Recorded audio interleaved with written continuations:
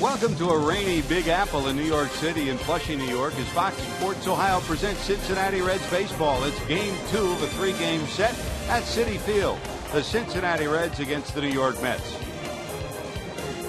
Hi, hello, and welcome to New York, everyone. Along with the crafty left-hander Chris Welch and Jim Day, I'm George Grant. Tough one last night. The Reds, Johnny Cueto allowed only 2 hits, but still lost the ball game.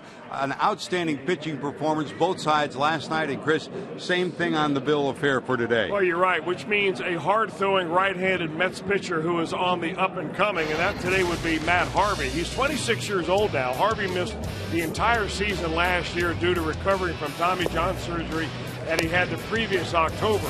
So he's had 17 months with which to heal. He came back and he's thrown the ball very well so far. 7-5 with a lot of strikeouts, low opponent batting average. This guy, well, for all the hype that they've given him, he is the real deal. Big, burly right-hander, and he's matched up against the Reds' future star, Michael Lorenzen, who's pitched exceptionally well so far this year, Chris. Especially the last couple of games for Michael Lorenzen. I mean, against 2 very good hitting ball clubs, Detroit and Miami, he went out and threw the ball where he wanted to. It really boils down to command, even though Lorenzen throws almost as hard as Matt Harvey. I mean, he throws about 95 or 96. You still have to control your fastball. The more he commands it, the better his off-speed stuff can be, and the better success he will have. This is going to be a good game today, a matchup of a couple of really good young right-handed pitchers. It's the kind of game that gets me excited, George, and I'm looking forward to it. Oh, we've had outstanding matchups so far, and we've got another one pinned for today. Last night, what a story. Cueto gives up only 2 hits. How do you lose? Jim Day will show us when we return.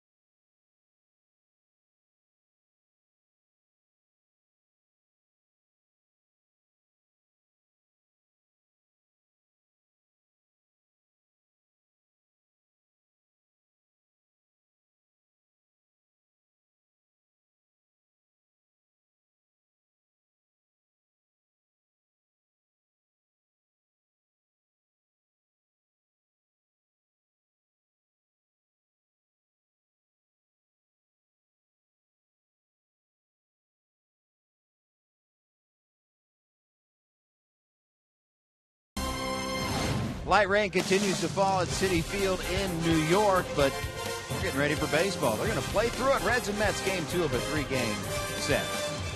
I'm Jim Day. It was a tough loss last night, as George and Chris talked about, and it's rare when you only give up 2 hits and you lose. In fact, let's look at the history of that since 1970. It's only happened a handful of times that the Reds have given up 2 hits and lost the game.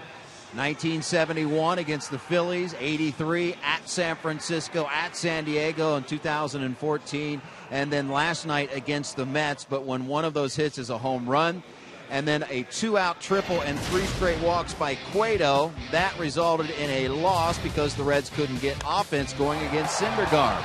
But Curtis Granderson, they say if you want to get to Cueto, get to him early, and he certainly did that, leading off the game with a solo home run. And Curtis Granderson has certainly been in the driver's seat. It's brought to you by Kia. He has been swinging a very hot bat over the last 6 games. You see the numbers, 429, 9 for 21. 4 home runs in the last 6 games and 4 runs driven in, including that one last night. Still lining the field. Might be just a couple of minutes late on this one. They're going to play through it. Hopefully the Reds can mud out a victory. George and Chris are up next on Fox Sports Ohio.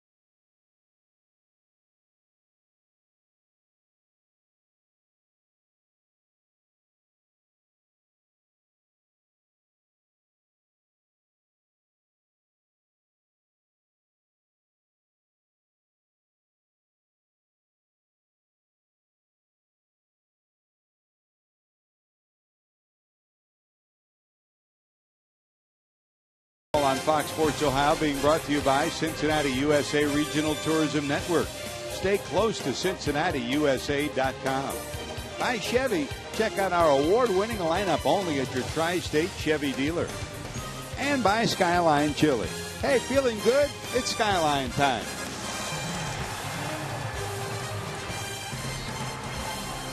The Bumbershoots are out on this day. Umbrellas are the order of the day. As the Reds and Mets are ready to get underway, it has been misting for the better part of the last 2 hours. That's the good news, because the bad news is there's heavy rain coming in, and after long discussion, the Reds and Mets before the game talked about the different scenarios. Scenario number 1 was try to get the game in if possible. Number 2, if not, we'd end up playing 2 tomorrow. The hope is, Chris, they can get 5 innings in at least before the heavy rain comes a little bit later on. Hey, you know, George, you look at the radar, and it's supposed to be downpour right now. So something's going on that doesn't make any sense. So, hey, you know what? You use the old donkey tail method of telling the weather. If the donkey's tail is wet, it's raining. If it's dry, it's okay to play. Evidently, they felt it, and it's dry enough for Matt Harvey to take the mound. We've got your proverbial window to deal with here, don't we? Let's check Brian Price's starting lineup, brought to you by Meyer. Brandon Phillips will lead it off. You know Phillips' story. He's now hit in 30 straight games against the Mets here in New York. Every game he's ever played in. 10 at Shea, 30 here at Citi Field. He had a base hit last night. Joey Votto bats second. Todd Frazier in the number 3 spot. Jay Bruce will hit cleanup. Marlon Byrd, who had last night off, will hit 5th. Skip Schumacher will be in this lineup. Ivan De Jesus will get the start at short. Barnhart behind the plate. And Michael Lorenz in the pitcher, bats in the number 9 position. That's your Meyer starting lineup for the Reds, who have won 6 of their last 9, 11 of their last 18. After their 9-game losing streak, they're 16-12. Other side of the story, big number 33. And Chris, I guess the best way to describe it, in the long history of the Mets, Tom Seaver is the best pitcher ever. Doc Gooden right behind him. This guy is the closest thing to Seaver that we've seen in a Mets uniform in a long time. Well, you're right. As far as body type, although he's much bigger than Seaver was, he's 6'4", about 220 pounds, probably more than that by now for Matt Harvey. And he's really the guy that you've been hearing about for the last few years, ever since he was taken 7th in the first round in the 2010 amateur draft out of University of North Carolina in Chapel Hill. But he was sidetracked last year because he missed the entire season with Tommy John surgery. So he's had a long time to come back. Hard thrower, no doubt about it. He throws in the high to mid-90s or mid to high 90s. He's got a curveball, a slider, and a changeup. So he's a guy that's going to come right after you. You see that line on the mound right there. He's also a guy that does what Johnny Cueto does, which is he adjusts that line on the mound before he starts, just to make sure that he's on a direct line towards home. And that ought to keep him in line, hopefully throwing strikes if the Reds can figure out a way to negotiate. Now you look at the way he's negotiated his first 14 starts. It started off magnificently coming off Tommy John surgery, 5-1, an ERA of under 2. The next 4 starts, 1-3, and he's been back on the beam for the last 2. Well, he's only had 50 major league starts, so he's still in the process of learning what it's all about. I mean, no matter how hard you throw, you still have to be able to learn how to pitch. Although it certainly helps you if you can start out with a fastball that is in the 97-mile-an-hour range. And of those 50 starts, in 25 of them, he's allowed 1 or fewer runs. That's pretty impressive. 25 of the 50. Here's Brandon in at 290, 4 homers, 28 knocked in. A cool 96 for his first delivery. We told you last night about the Mets starter, Noah Syndergaard, who leads all of Major League Baseball with a fastball average of 97 miles an hour. On that list of the top 5, Harvey is number 3. You saw that first pitch at 96. That's right where most of his fastballs range. Kind of like you, Chris, in your days coming up in the Yankee organization. That was the exit speed off the bat. Here's what he throws and how often he throws them. Fastballs really for Matt Harvey are all four-seam fastballs, slider, curveball, and changeup in that order of favoriteness. Pop to the right side, Duda giving chase. Can he get there? He will. Well, Lucas Duda takes care of Brandon Phillips with a nice defensive play, and there's one away. Little slider down and away. Brandon thinks he's going to shoot it the other way, gets under it, and that's the way the game begins. And that's the way the game has been played by the Mets at home. They've been outstanding at home, 27-11, the best record in the league at home. On the road, they have struggled big time all year long, 11-26. And more often than not, they make outstanding defensive plays at home, and their defense cost them big time on the road for Terry Collins. There's Collins, the veteran manager who started managing in Houston and managed in Anaheim and 5 years here in New York. Here's Joey. That's in there for a strike, says the home plate umpire, Tom Woodring. Ed Hickox is down at first. Mike Estabrook, the second base umpire, and the crew chief Dana DeMuth is down at third.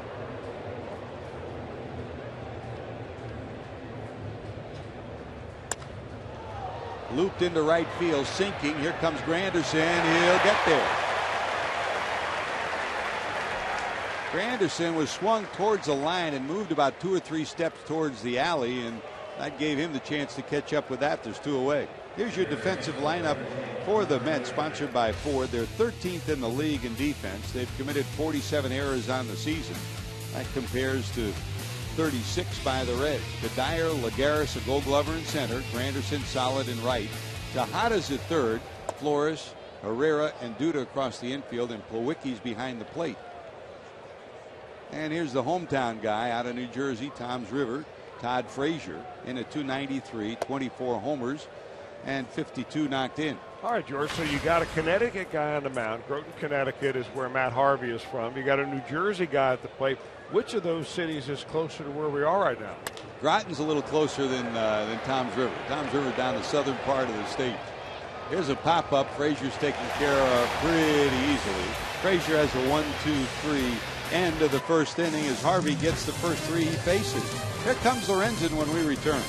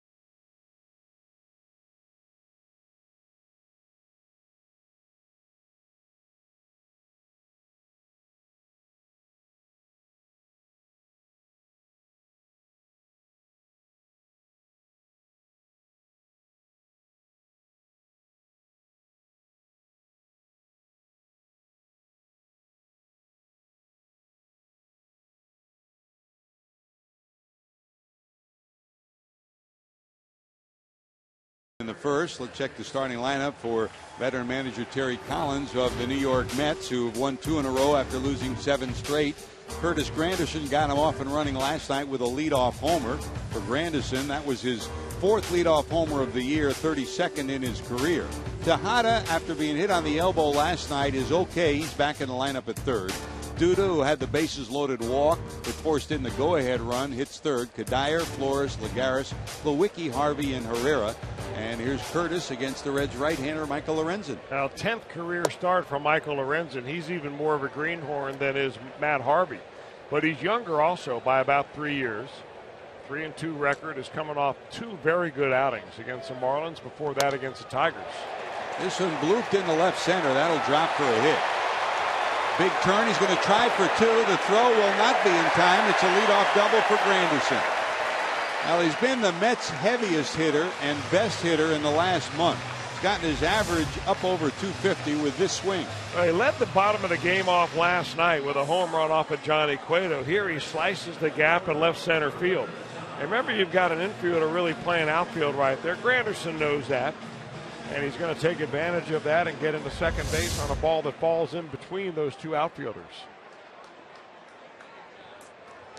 Well, Granderson, to go along with his 12 homers, has 11 two-baggers, and he's in scoring position pronto. That'll bring up Tejada. Good bunter.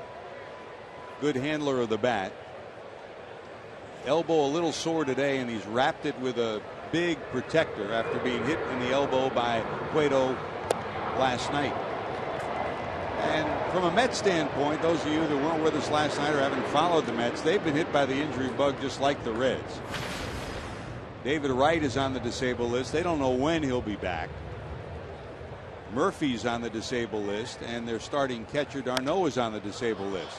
When Murphy comes back, and he had 4 hits and 5 at-bats last night at AAA, Terry Collins will probably put Murphy at third. He normally has been the second baseman. He'll move He'll move Tejada to short and take Flores, who's the shortstop, move him to second. But right now they can't plan on getting David Wright back anytime soon.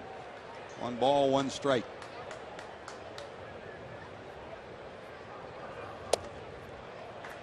trying to jam Tejada and prevent him from getting the ball to the right side. And he can do that. He's got a nice run on his fastball. Lorenzen does, whether it's a four-seamer or a two-seamer. He's got a nice release that has a little bit of run action on that ball. Ivan De Jesus is the starting shortstop right behind Granderson, trying to keep him close. That misses down and away. Barnhart picks it off the top of the dirt.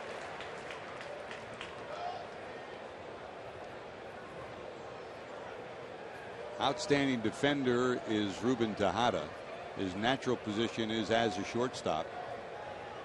And he's been playing outstanding defense at third the last couple of weeks. Down to third. Frazier will hold the runner. They'll get the out number one. Let's check your four defensive alignment for Brian Price and the Reds. Reds come in fourth in the league defensively in the National League. They've committed 36 errors. Their 36th came last night, an error by the shortstop, Eugenio Suarez. So Schumacher will be in left. Bird's in center. Hamilton gets the day off. Bruce in right. Frazier, De Jesus, the starting shortstop. Phillips and Votto, and Barnhart behind the plate. Marlon Byrd got last night off. Billy Hamilton, nursing a bunch of bumps and bruises. He crashed into the wall last night. Gets today off, and Byrd is in center. Marlon has played all three outfield positions for the Reds this year. And of course he played here. One of the stops along the road for Marlon included a stop here with the Mets. Here's Duda, 261, 10 homers, 32 knocked in. Big swing. Last night Johnny Cueto handled him pretty good. Struck him out the first two times. His third time up came after Herrera tripled, and then Granderson and Tejada walked in front of him to load the bases. And after going 0-2, Johnny Cueto walked him, and that forced in what turned out to be the winning run in a 2-1 ball game. And Johnny afterwards said, you know, I probably was trying to outthink myself too much. I tried to trick him, and as it turned out, the walk proved to be his demise. Well, he pitched defensively right there, more afraid of giving up a hit that would blow the game open rather than going right after him, is something you don't normally see Johnny Cueto do, but awful good line. I mean, 6 innings, 2 hits, 2 runs. Take it every day of the week. They overshift on Duda with De Jesus right behind second. Did he go? Yes, he did. And that's strike number 3. So a strikeout of Duda, and there's your second out. Now they can get out of the inning if they can get Kadire. 2 really good at bats for Michael Lorenzen after a leadoff double to Granderson. He jams the right-hander Tejada so he can't get the ball to the right side. Then he comes in and gets a strikeout down and in against a big burly lefty. I'll tell you just love the way Lorenzen just doesn't want to back down ever. Here's Kadire in a 248, 6 homers and 28 knocked in. Last night had an 0 for 4 night. Did reach base on the error by Suarez in the 4th inning. Michael came over as a free agent, signing a 2-year deal coming from Colorado. He and David Wright very close, both from Virginia, and that was one of the deciding reasons that he signed here. And I guess, Chris, if you made a list of players that the Reds were looking at in the offseason, you would have put him on that, an outfielder that gives you professional at-bats. If they weren't looking for him, they should have been. Mm-hmm. But I think from like August on, it was pretty well stamped that he was heading to New York. 1 ball, 1 strike. Right field, Bruce right there, got it. Well, leadoff double, but Lorenzen slams the door. Bruce, Byrd, Schumacher due up.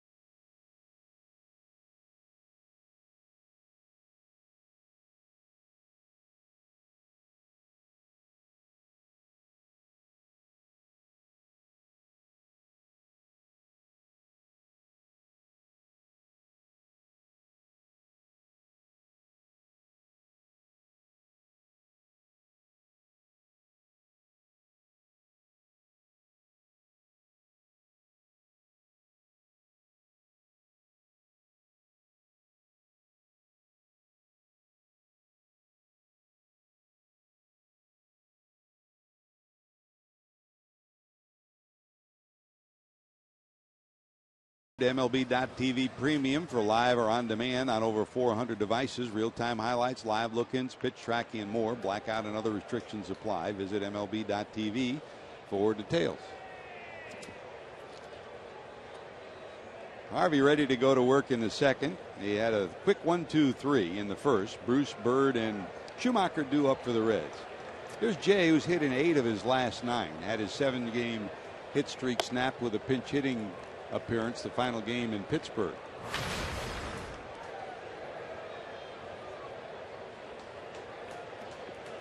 One point, the average was right around 200. Now it's up to 240 as we start today's ball game.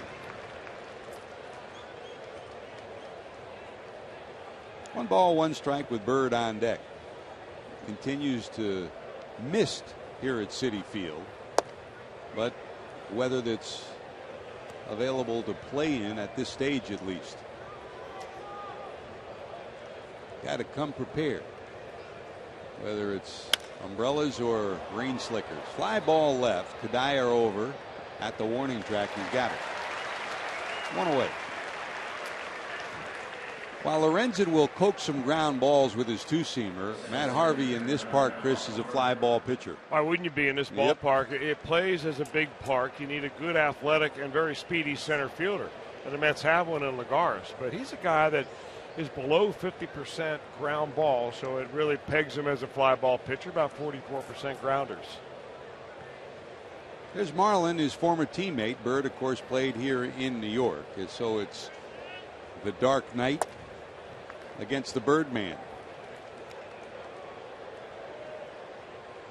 The Dark Knight, the fans of Harvey live with the Batman logo attached to his name throughout the ballpark every time he pitches. The Dark Knight of Gotham. Those your tickets? Well, you know, he got that name really in 2013. He was the starter of the All-Star game when the All-Star game was played here at Citi Field. So they had a lot of hometown interest in seeing Matt Harvey. August the 7th, he pitched his first career shutout for the Mets when he beat the Colorado Rockies on 4 hits. But it was only about a week or so after that. And Marlin drills one into left center for a base hit. So the Reds get their first hit. Marlin Bird on for the Reds here with 1 out in the second. That'll bring up really Schumacher. Just a couple of weeks after his first major league shutout in 2013, after he was already on the All-Star team as named the opening or named the starter of that ball game, he ends up being diagnosed with a partial tear in his elbow UCL. So he waited around a while. At first he was going to rehab it and try to go without surgery. And when September finally rolled around, he decided to have surgery. They ended up having that in October. And then he missed the entire season last year recovering from that. So all told, he had close to 17 months of recovery from the time he had Tommy John surgery, really more than enough to get himself back into shape and throwing the ball the way he is right now. From the stretch is Harvey. Here's the 1-0 to Schumacher. That's wide for a ball, 2-0. I mean, how many young men can claim that they've been on the cover of Sports Illustrated, not only with his name on there, but also the moniker, the Dark Knight of Gotham? Did you see Birdman? I did. Good movie? You like it? Oh, yeah. It was pretty good. Michael Keaton was great. There's a lot of people around here thinking, well, what about the Black Knights of the Hudson? I mean, the Army football team has been known as that for quite a long time. So, travel up the river in the fall. It's a pretty spectacular spot for a football game. Boy, oh boy. Now the rain's beginning to come down a little bit harder. 2-1 to Schumacher. Short lead for Bird. Slap to the left side and out of play. I've always thought in situations like this, everybody says, well, who has the advantage when it's raining, the hitter or the pitcher? If it's raining hard enough for water to drip off the bill of your helmet, I think the pitcher is definitely in the advantage. But the footing out there can get kind of squirrely on you. Hit pretty good. Back goes Granderson looking up at the warning track. It's over his head. Rounding third is Bird. They'll hold him there. It's a 2-base hit for Schumacher. Granderson came to the point. He may have had a shot to go to the wall, but looking up into the rain, Chris, I think he got caught in no man's land. The ball was hit long and hit hard and hit on a line, and that's probably why Granderson made the best decision right there to just go ahead and play it off the wall. If he goes up and tries to make that catch and doesn't make it, then Marlon Byrd comes around to score. But by delivering a good throw to the relay man, Jim Riggleman, third base coach, has no choice but to stop Byrd, and they've got second and third, no damage yet. So now with one out in second and third, the Mets will bring the infield in for Ivan de Jesus, who comes in at 225, 2 homers, 6 knocked in. Edge of the grass, all 4 infielders. Elevate here, get the ball through, and the Reds have at least 1, maybe 2. And if you're Matt Harvey, you're thinking, all right, strikeout pitch here. Boy, his dad in these situations was something else, wasn't he? What a tough at-bat he always was. You know that the apple doesn't fall far from the tree in terms of that mental approach here. That's up high, a fastball, and it's 1-1.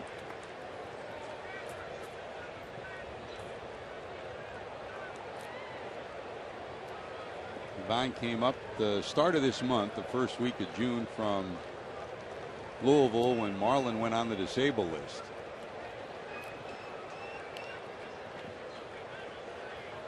Swing and foul back, 1-2. Well, he went from 88 on a slider that was up around his letters to that 96-mile-an-hour fastball inside. And that's really why De Jesus was late on that. Had nothing to do really with him late pulling the trigger. It's just the difference in speed. 96 gets on you right now. Digging in, shortening up. 1 ball, 2 strikes. In the dirt, good hold by the Red shortstop. Ivan has started games at second for the Reds and started games in the outfield. This is his first start at short. Down at Louisville, he played short, second, third, first, and the outfield as well.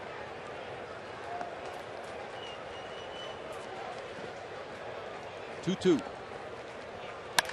Rocket shot coming in is Granderson, and slipping on the bag at third and not able to take off his bird.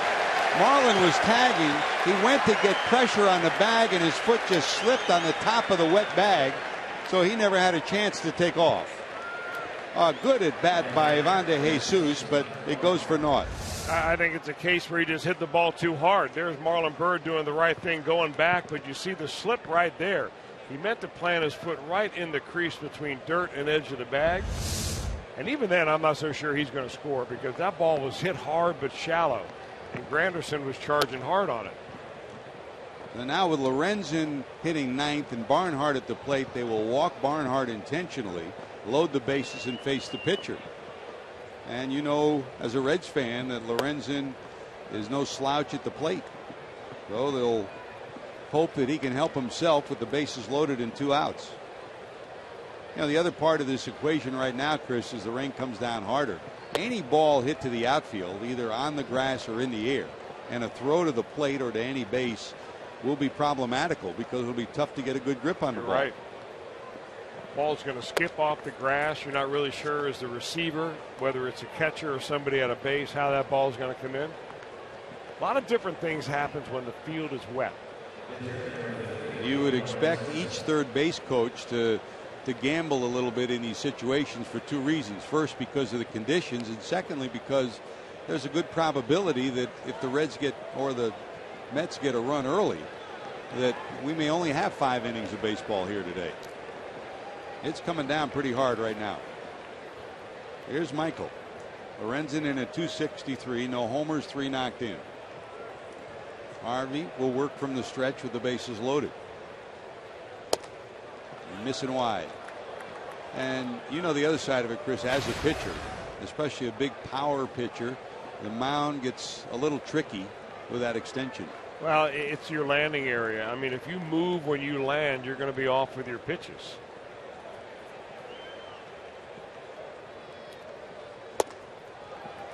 Wide again, 2-0. All right, so if you're Brian Price, what do you do right here with Michael Lorenzen? Do you give him the green light, 2-0, bases loaded, or do you make Matt Harvey throw a strike? And remember, Price used Lorenzen as a pinch hitter from the right side over Tucker Barnhart. He had that much faith in him. 8 holes on it. Good thing it's a pitcher's pitch. Perfect spot from Harvey. 2 balls, 1 strike. Well, he's liable to get more fastballs, and now we've seen 3 of them. And that's no guarantee you're going to hit one at 95 or 96, but it helps when you've seen a few. 2-1. Wide, and it's 3-1. Trying to force the Reds pitcher to go fishing, and Lorenzen doesn't offer at it.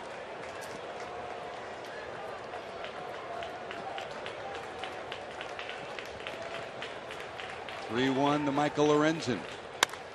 High in the air to right. This should stay in the park. Long run at the warning track. Looking up. Hauling it in is Lagares. Good at bat from Lorenzen, but the fly ball came 1 out too late. Still scoreless, going to the bottom of 2.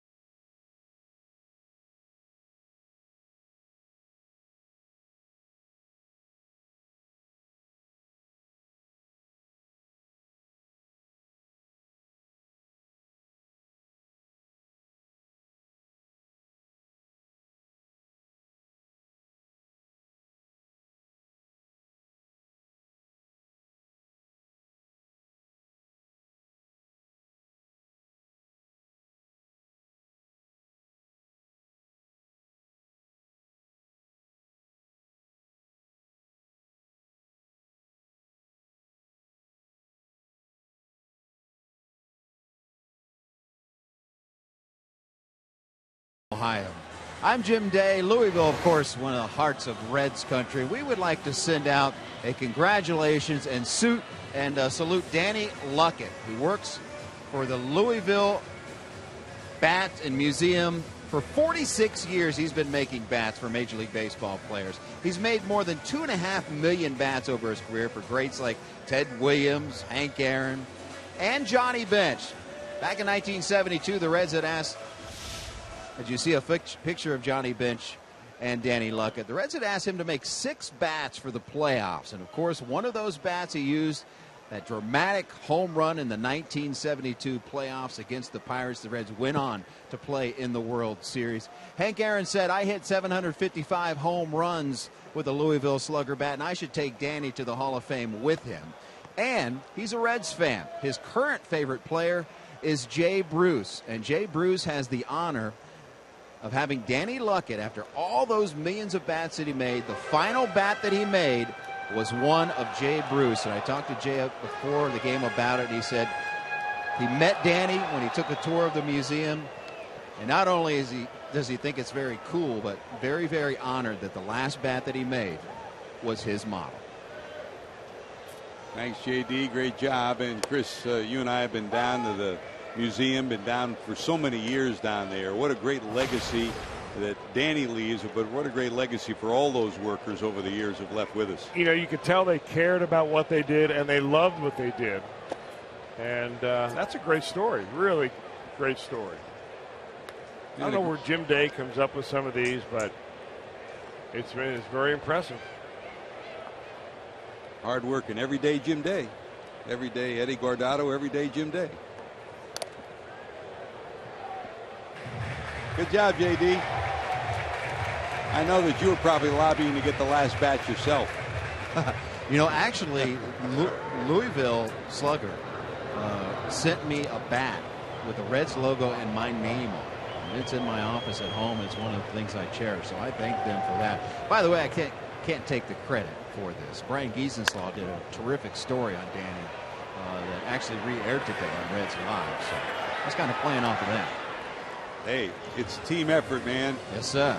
Whether it's Pick and Brian back home or the guys working behind the scenes back home, Ron Millinor, Kent Dreamweaver, all of us here on the road. That's the great thing about this game and about what we do. It's a team effort every day. Phillips hauls that one in from Flores, one away, and here's Lagares, who tracked down that ball on the warning track in right center. He was the Gold Glove winner last year. In fact, the Platinum Glove winner is the best defender. And defensively, there are few that are his peer in all of Major League Baseball. That's the good news. The bad news is he's nursing an elbow that probably will require surgery at the end of the year. I mean, ironically, if that fly ball had come and out earlier, it would have gotten a run home easily, because Lagares, all his job now is on any ball to the outfield is to hit the cutoff man. He doesn't have the giddy up to make a strong throw to the plate. Loop to the right side, curving, heading to the seats. It'll be out of play.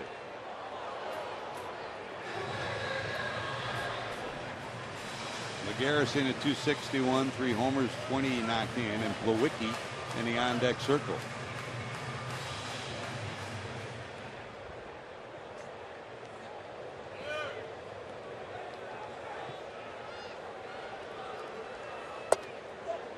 Missing down and in. Whoop. What's your favorite memory of Louisville and the museum, Chris? I just like going back where they make the bats. I think it's fascinating. That and George, where they, and I did a story down there years ago for our show where I was allowed to go into the bat room and actually hold a bat that was a Babe Ruth bat. I mean, they had every model for every player that they had ever made. And you go through and just see the differences in the types of bats different players used throughout the eras. That was probably the coolest thing and my best memory of going down to the bat museum. Great legacy for baseball, and while the name remains the same with the business changes, it won't be the same, but all those memories and moments will live on with us forever. And if you head down to Louisville, if you see make a point to see the bats and make a point to stop by the museum.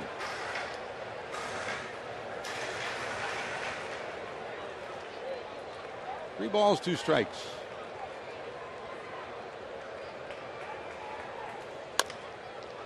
To Hopper down to short. Quick flip to first in the dirt, but Votto hangs on. Nice play by Joey. 2 away.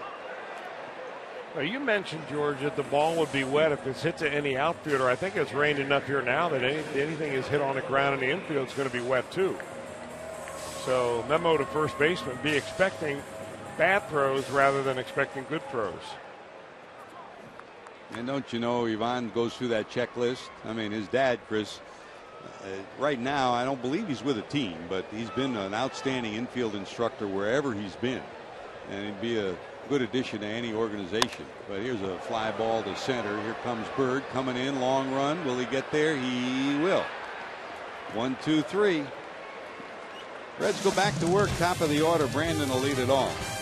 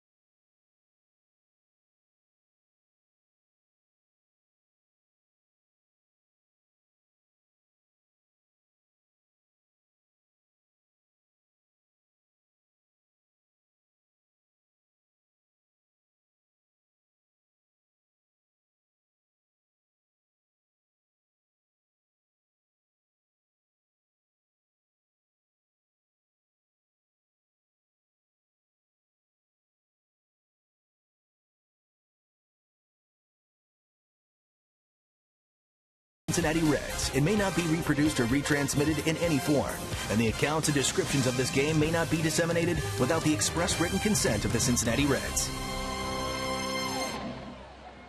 From Citi Field, time for today's IGS Bringing the Energy, and we've talked a lot about Brandon and what an igniter he's been at the top of the order, never more so than here in New York. Now the hit streak at 30 and counting. Since 1914, the longest streak to start a career, the 10th longest streak overall. Joe Medwick, 46 versus the Dodgers. How about that? Ducky. Brandon, 20 straight games at Citi Field and 10 over at Shea Stadium. 30 all told. Speaking of streaks, Johnny Vandermeer, 77 years and counting. Off the hook again. Even off the hook of somebody tying the record. Yeah. Max Scherzer. Surpassing the record is a whole other deal. Max Scherzer, 5 1/3 perfect innings last night before he finally gave up a run. Line drive to right, curving and out of play. But sure, I mean, Chris, of the last few years, he's been on the best roll that we've seen from anybody. Well, I think he's the best right-handed pitcher in the game right now. There's no question about it. I'm not sure how many people saw that coming when they first saw Max Scherzer break into the major leagues with the Arizona Diamondbacks. Bob Gebhardt, who of course built the franchise in Denver, Colorado, as a general manager there, and now with the Arizona Diamondbacks. And talking to him before the game today, you had a chance to talk with him also, Chris. I mean, you talk about people, and that's what makes great scouts, those that not just can evaluate someone the way they are now, but can project to what they can be in the future.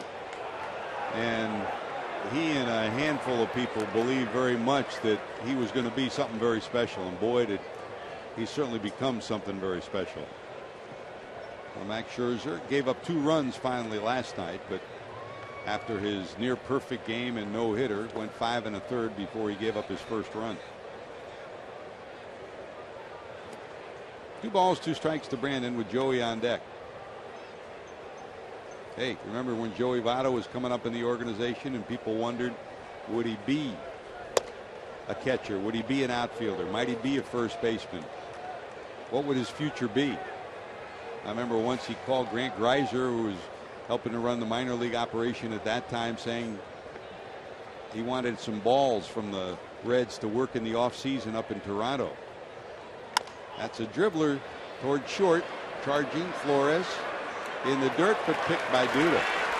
One away. And the interesting part of it, Chris, was, I mean, the Reds just don't pass out balls, and Grant Greiser asked him, he said, you know, Joey, we don't do this. You know, it'll be a very unique situation if we can get you these balls. And on the phone, Joey said, well, aren't I special? Aren't I unique? And boy, was he right. He got the balls, and he worked in the batting cage all winter long. That brought an MVP award, and he's back and healthy, and 291, 14 homers, 36 going into today's game.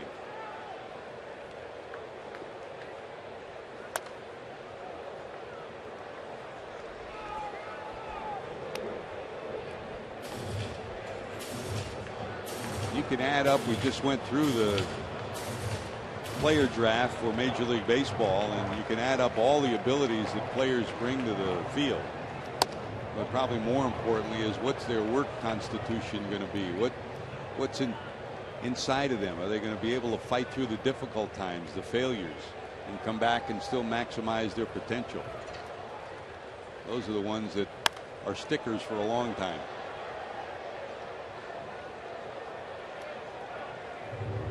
And the Mets had to really reel in Matt Harvey.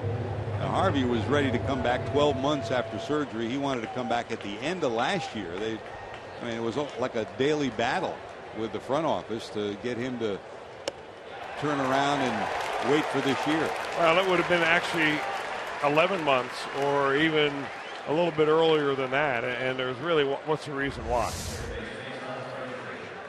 And I think in the long run, you want to protect an arm that you have so much invested in. Former #1 draft pick, 7th taken overall in 2010, so they paid him a good bonus. Yeah, you know that. first strikeout for Harvey. It comes Votto. There's a hard hit ball to second by Frazier, but there's Herrera, and he'll get the out. So the Reds go 1-2-3 for the second time. When we return, Harvey to the bat rack.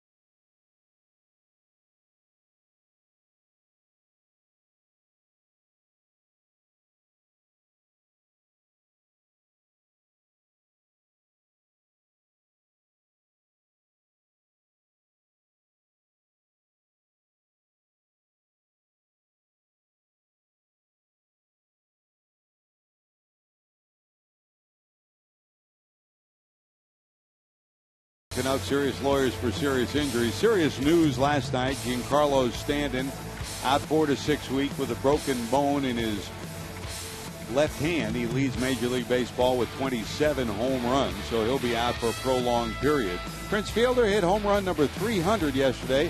That ties him with his dad, Cecil. Second father-son duo to do it. You know the Bonds combo did it as well. And Ryne Sandberg resigned yesterday as the Phillies manager after 3 seasons, leaving Philadelphia. And Chris, our good buddy Pete Buchanan, now for the 3rd time as an interim manager at Pittsburgh, then here in Cincinnati when Jerry Narron was relieved of his managerial duties, and now he can break out that card that he used to bring to the winter meeting saying interim manager for hire. I think he probably will use that enough. He may want to have that encased in plastic so that the edges don't wear off. There's Matt Harvey in at 107, no homers and 1 knocked in. Hit hard. Bird comes in. Can he get back? He will. He was playing shallow and his first step was in, but he retreated enough to haul it in with 1 away. He hit that right on the button. The 2 hardest hit balls so far have been from the 2 pitchers. There's Dilson Herrera hitting in the 9th spot. Another one of the teams that we've talked about this year, Chris, where the managers, not always but often, are opting to use the pitcher in the 8th spot and put speed in the 9th spot. And that's where Herrera is. I wonder how many times that move has been predicated maybe by some sabermetric type research that really speaks to on base percentage and production. If you get a guy in the 9th hole, on base more than the pitcher would normally get on base. I mean, I can't believe that all of a sudden all these ball clubs and their managers all of a sudden woke up one morning in 2015. I think there's about 4 clubs doing it now, and decided, hey, I think I'm going to give this a try. So it usually takes someone to step out of the box. Tony La Russa was the man who did that with the Cardinals at first. And once that happens, people start talking about it. Ryan? He's never been afraid to step out of the box on a number of different baseball issues. No. I mean, didn't he years ago institute the type of pitching rotation where several pitchers would pitch in the same, several starters would pitch in the same game? Of course, the Mets are experimenting with an unusual starting rotation. They're about to go to a 6-man rotation. Of course, you have to have 6 starters that are good pitchers. And I think the reality of it is that he wants his young pitchers, as Granderson comes to the plate. He doubled his first time up. But if the Mets stay in contention, and it looks like they will, they at one point led by a game and a half. Now they're 3.5 back in the East. But if they get to September and beyond, they want to be able to keep pitching Harvey. They want to be able to keep pitching Syndergaard. They want to be able to keep pitching these young pitchers. This one hit deep to left. Back looking up. That is gone. Curtis Granderson continues his hot tear. His second homer of the series. His 13th of the season. And the Mets lead it 1-0.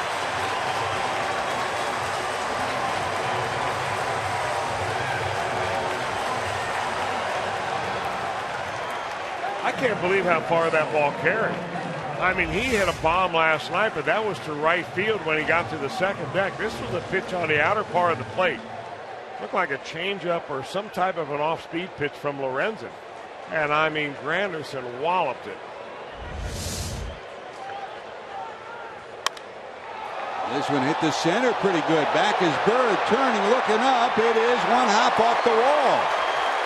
Tejada around second and will hold there.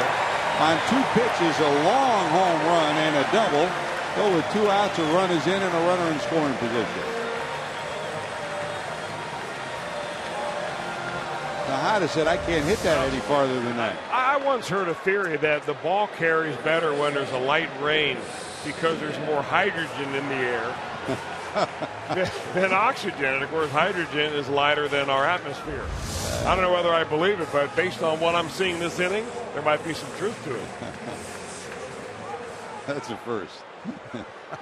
Well, it was actually a former pitcher that told me that. So I have to consider the source. We're not talking about probably a left-handed pitcher, an atmospheric too. engineer. All right, here's Duda, who struck out first time up. 2 away. The Reds will overshift on Duda with De Jesus behind the second base bag, breaking ball down low.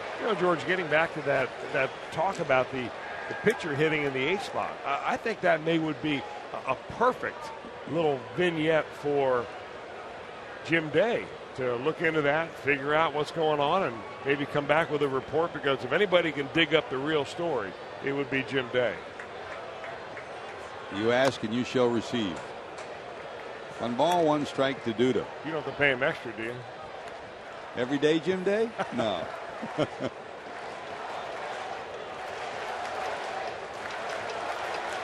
Now the crowd getting into this one. Good crowd last night. Over 28,000, shy of that here today. They have a scheduled Stevie Miller Band concert after today's game. We learned before the game that if in fact this game were to be rained out, that the Stevie Miller Band did agree to come back tomorrow after what probably would be a doubleheader. So weather permitting, they're hanging around.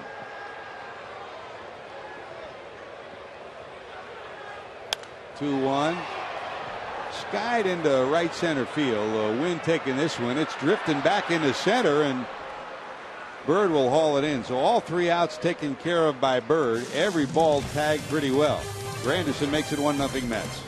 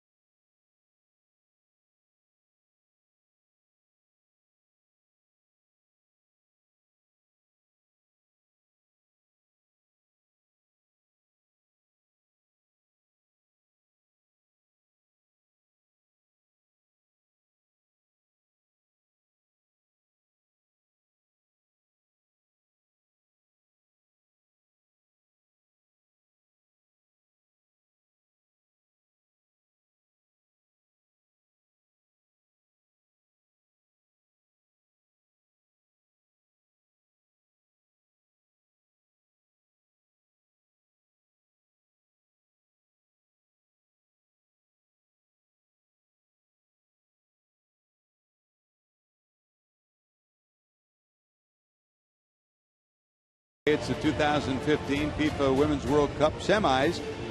Alex Morgan, Team USA, who won 1-0 over China yesterday with a trip to the Final Four on the line. They'll take on Germany. Coverage begins Tuesday at 6 p.m. only on your local Fox station, also streaming live on Fox Sports Go. So back in Cincinnati, tune into Channel 19 for the USA against Germany. There's Jay Bruce. As we go to the fourth, the Reds had their chance in the second. With one out, a single by Bird, a double by Schumacher, second and third, but De Jesus lined out. Barnhart was intentionally walking, then Lorenzen flied out. Dribbler down to second. Herrera has it. Bruce retired 0 for 2 on the 4-3 putout. And here comes Marlin. As you can see, that mist has once again turned to rain. It's coming down pretty steadily right now. You know, it's easy to say from up here where we're nice and dry, George, but if you're playing in rain like this, and I've played in it many times, you cannot let it get in your head.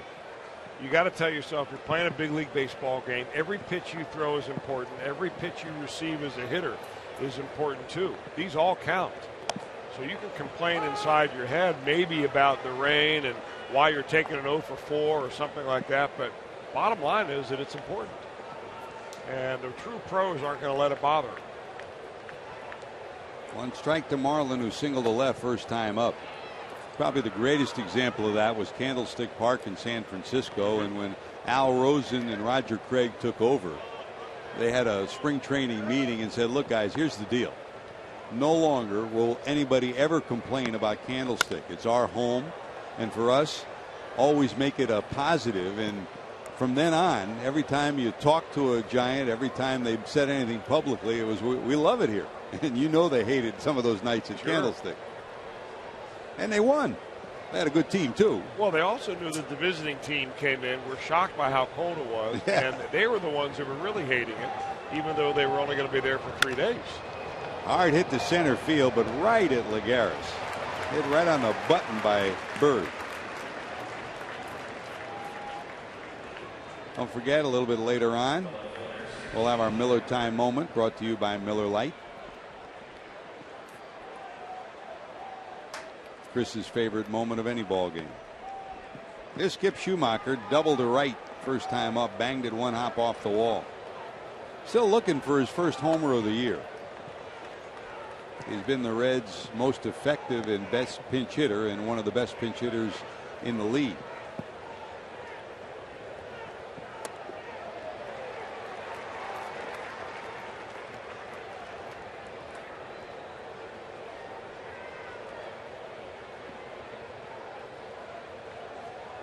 One ball, one strike.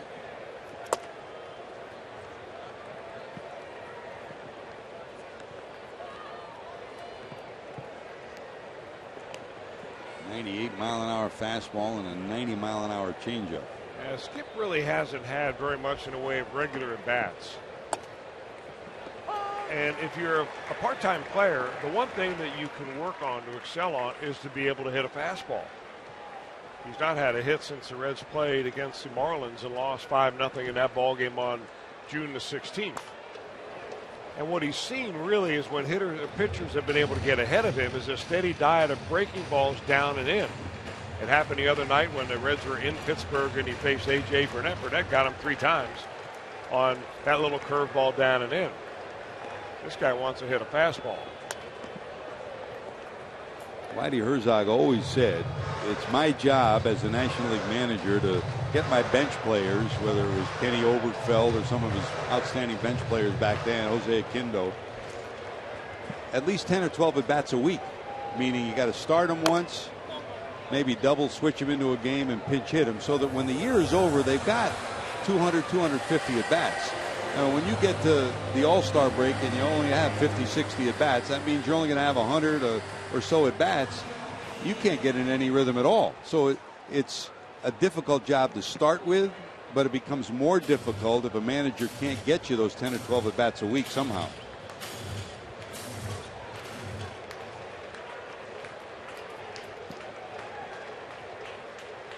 And of course, Schumacher played his first 8 Major League Baseball seasons with Whitey's old team, the Cardinals. Learned how to play the game the right way and still a leader in every clubhouse he's been in. 3-2.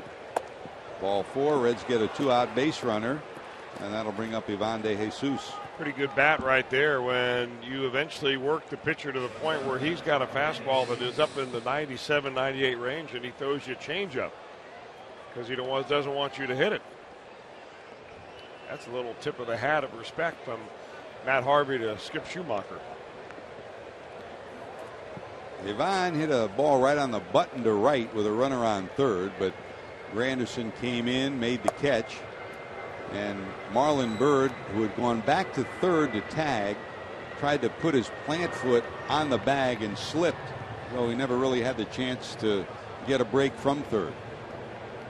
And he remained at third base. That was the Reds' best scoring opportunity to date.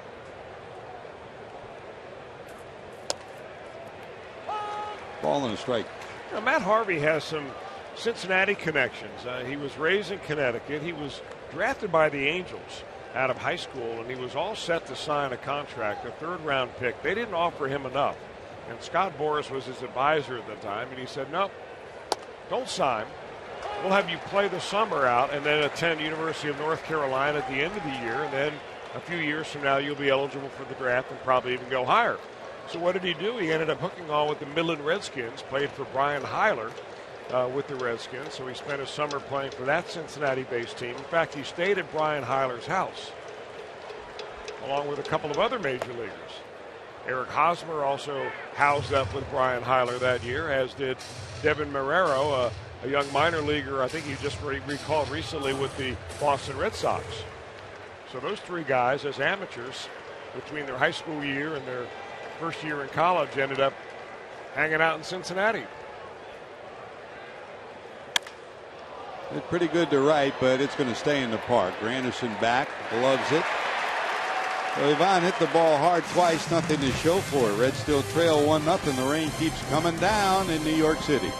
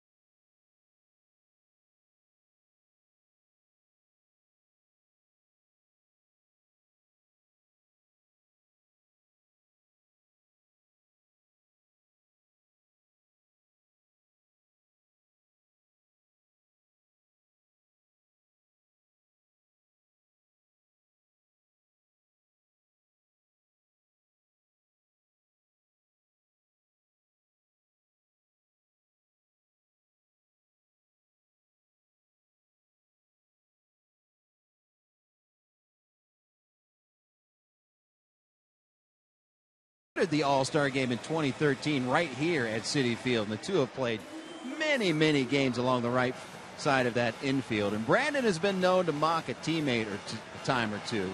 And earlier in this game, check this out. Pop up to Brandon Phillips and watch Joey Votto.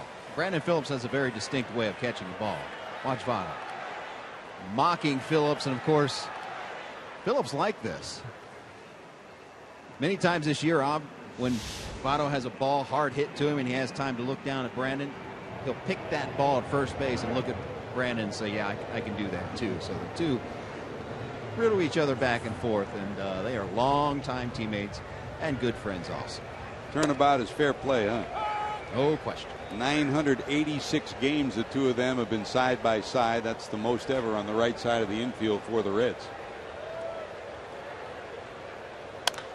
Hit hard past the third baseman Frazier, down the left field line by Kadire, rounding first, going to second, and he'll have a stand-up double to lead off the fourth.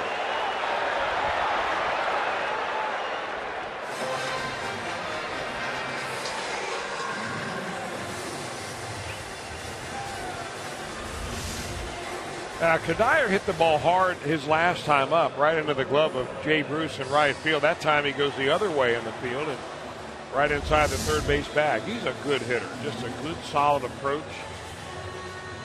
He's one of these guys that, really misses having David Wright in the lineup, to kind of give him a little bit more protection and vice versa. Mets have really struggled offensively lately. They won with a couple of hits last night because they've shown good pitching. Showing bunt is Flores, the shortstop, and he fouls it off. Mets lead it 1-0 on the second homer by Granderson in the series. He had a leadoff homer last night, gave the Mets a 1-0 lead in a game they won 2-1. And his home run has given the Mets the lead here, a leadoff homer in the third. So runner at second, nobody out. Flores, who popped out first time up, inches off second. No bunt showing this time, fouled off to the right side. You can see him really try to hit that ball to right field, but the more you try, the more Lorenzen is going to probably pound you inside with the fastball.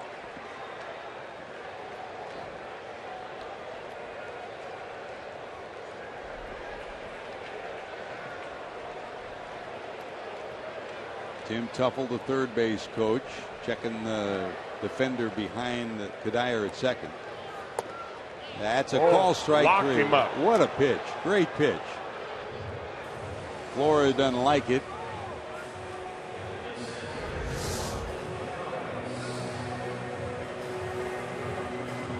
What's not to like about that? Especially if you're a Reds fan.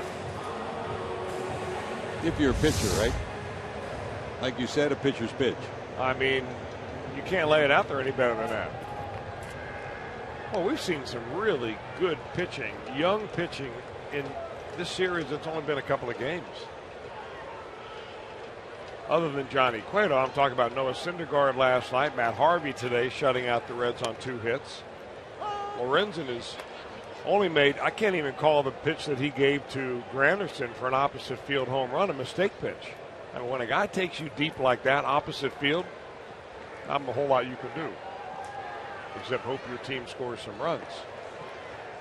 1 strike to Lagares, who bounced to short first time up. But I mean, making pitches when you have to, and what he did to Wilmer Flores is exactly when you have to make those pitches. Lead off double. All that guy's got to do is get a little ground ball to the right side, and now you've got somebody 90 feet away. Changes the entire at bat here for Lagares. No balls, 2 strikes.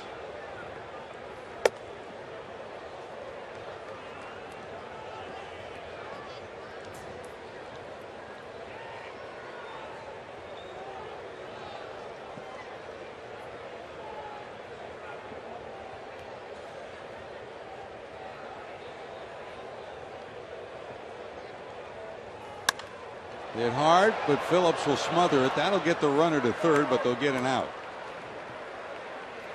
2 away, runner at third, and here comes Plawecki. Don't forget, you can celebrate 4th of July weekend at the ballpark and cheer on your Reds when they take on the Brewers for as low as $12.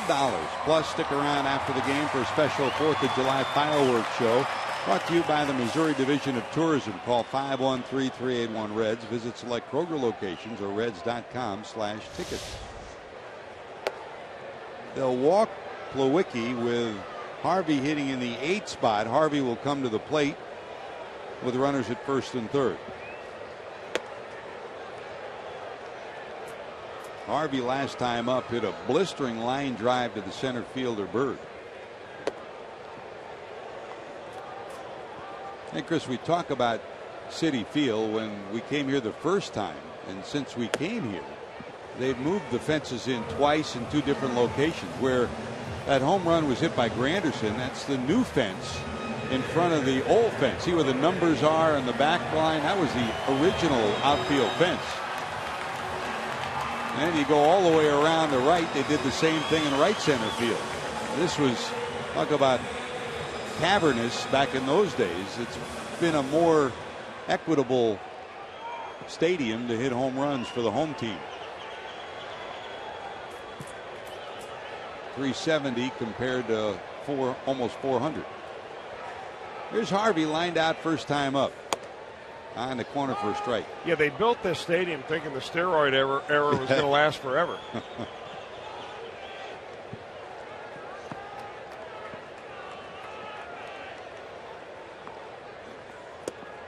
Just missing. Barnhart holds it there, hoping for the call, doesn't get it.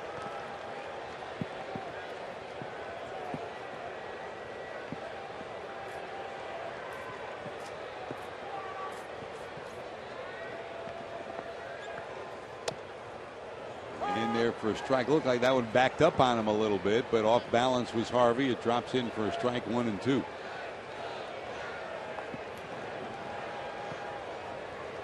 Dyer at third, Lewicki down at first. Look out.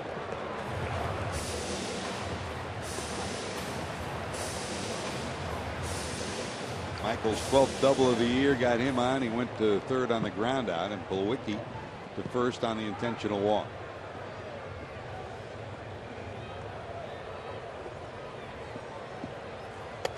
Look out.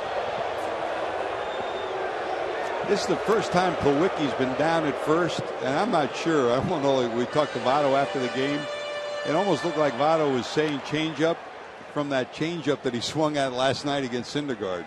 You know, that was an amazing pitch. That was one of the best pitches I've seen all year. Not including any of Aroldis Chapman's pitches. Yep.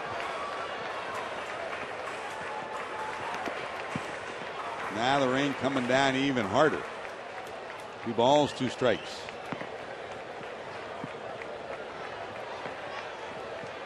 Barnhart whips through his signs. Right down the middle. Good job by Lorenzen. So a leadoff double. Lorenzen's faced that twice, and both times he's gotten out of the inning. Michael's due up second when we return.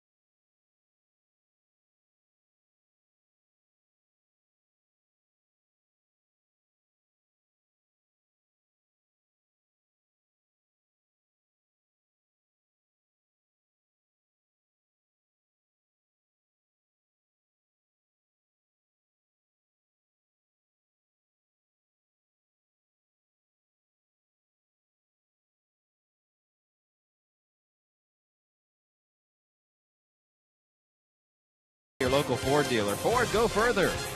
By Meyer. Find more for a healthier you at Meyer. And by Cincinnati Children's, ranking 3rd in the country on U.S. News and World Report's best children's hospital. Extraordinary moments happen every night in baseball, but on one night, they all happen in one place. Don't miss the 86th All-Star Game in Cincinnati. Coverage begins at 7 Eastern, Tuesday, July 14th on Fox. All right, let's give you another All-Star spotlight. Let's take you back to 2008. Held at Yankee Stadium, cross town from Citi Field. Game lasted an All-Star record 4 hours and 50 minutes until Michael Young delivered the game-winning sac fly to score Justin Morneau in the 13th inning That game tied the 1967 Midsummer Classic for the most innings played in an All-Star game. And if you're a longtime Cincinnati Reds fan, you, of course, remember 1967. That was a big night for Doggy Tony Perez. Amen, JD. You're looking forward to the All-Star game, aren't you? All big time. It's a once-in-a-lifetime thing, not only to cover it, but in your hometown, but also to go to the game as a fan.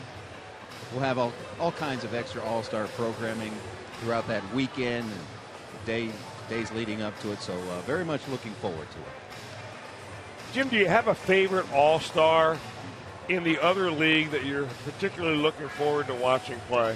I got to tell you, maybe a Kansas City Royal?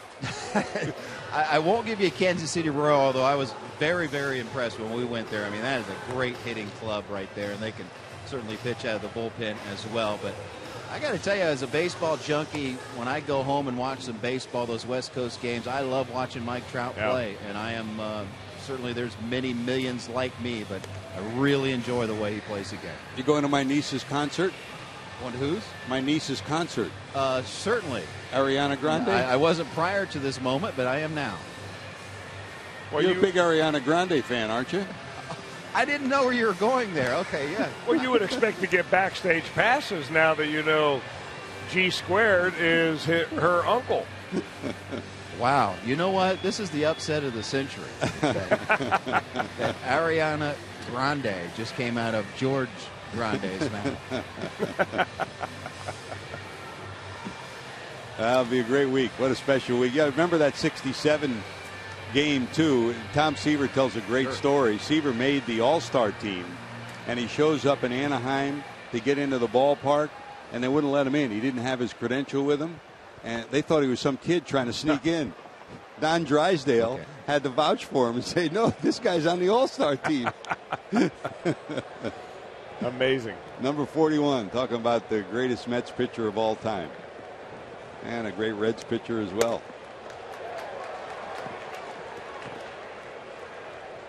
There's Tucker Barnhart hitting in the 8th spot. Critical inning for the Reds, Chris. They trail 1-0. We're going to the top of the 5th. Well, exactly, George. They did a little doctoring on the field between innings trying to keep it as dry as possible. But if the rain keeps up, I mean, it is only a matter of time this field will become unplayable for today. But, I mean, it hasn't really come down in a downpour. It's just been kind of a steady, heavy drizzle. Conditions aren't getting any better. And the prospects for the night include heavy, heavy rain. So if we get to the point where this game is stopped and it is an official game after this inning, then you want to run here. You got to find a way to get a run in. There's a bloop down the right field line. Here comes Granderson, and he can't hold on. Barnhart around first, going to second. He's in scoring position. Well, Granderson came a long, long way. It'll go as a double. Got a glove on it, but boy, it's amazing how far he came. And the Reds have a life. Well, we haven't shown you a lot of the flags blowing here, but here at Citi Field today, I mean, it is a gusty wind blowing in from right field. We saw a little bit of that on a fly ball that ended the inning a couple of innings ago, and Marlon Byrd had to charge a ball. Granderson thinks he's got it all the way, and he does, except right off the heel of the glove, can't hold on, so a break there for the Reds. Great effort by Granderson. And the Reds have a runner at second, and here's Lorenzen. We'll see if he's bunting. He gets it down. That'll get the runner over. Good job by Lorenzen, and there's a runner at third, the tying run with one out here in the 5th. Doesn't get much better than that. Two good at bats for Lorenzen. Hit a deep fly ball to right center in the second for the final out. And here his sacrifice moves the potential tying run to third. That's the way to do it. First pitch, and Chris, you talk about it all the time. Move up in the box, get it down early.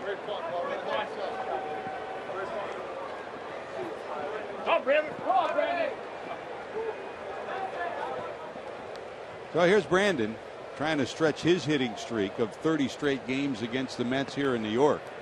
If he does it here, the Reds will have a tie ball game. You know, speaking of Tom Seaver, Tom, I'm looking at that bunt by Lorenzen, and I'm thinking along with Matt Harvey that if you're bunting against Tom Seaver in that situation, you're not getting an easy pitch to bunt.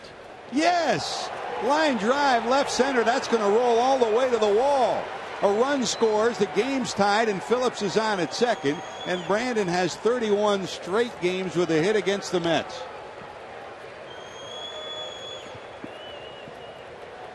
Just absolutely getting the job done. I mean, doesn't wait long at all. This one pretty much center cut for him. And he just drops the head and lets that do the work.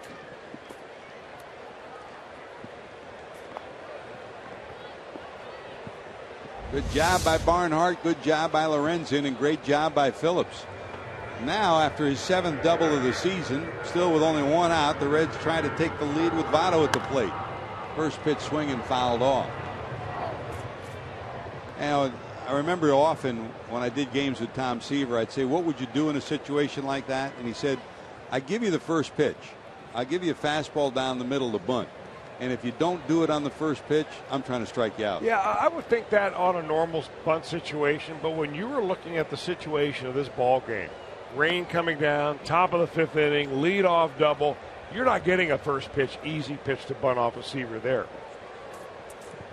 You're getting something, maybe even dust you off the plate, and then comes back after you with sliders and really tough pitches. There's Joey looking for his 37th run batted in. Good execution so far in this inning by the Reds. Good hustle by Barnhart. Good job by Lorenzen. Great clutch hitting by Phillips. Missing up high, and it's 2-1. And as we talked about, it becomes so difficult now. Any ground ball through to the outfield in a play at the plate be difficult to pick the ball, difficult to throw it from any outfielder. The grass is so wet, it's really going to slow down a ground ball base hit. And it's 3-1. And you would expect in this situation that any close play that Jim Riggleman will send the runner Phillips.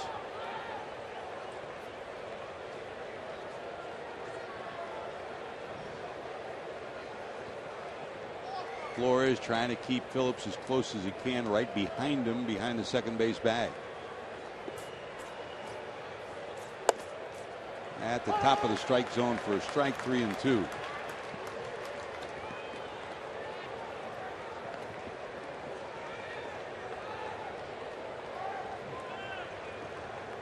I'm not sure he's going to get that one again.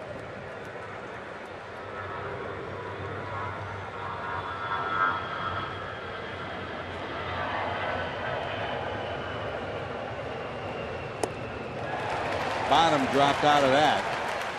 Swing and a miss. Votto strikes out for the 2nd time, and both strikeouts for Harvey come at the expense of Joey Votto. That's a slider right there. You may have been fooled by the mile-per-hour reading of 90 miles per hour, but that's about the speed of his slider when he really cuts it loose. He threw a 3-1 fastball right there. Votto evidently looking for a breaking pitch on that 3-1 count, and he got the breaking pitch on the 3-2 count.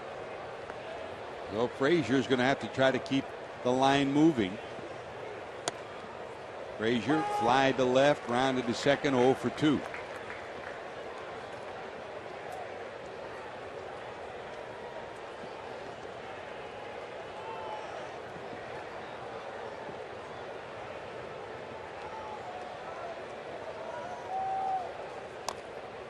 Tries to check it, fouls it off, and it's 0-2.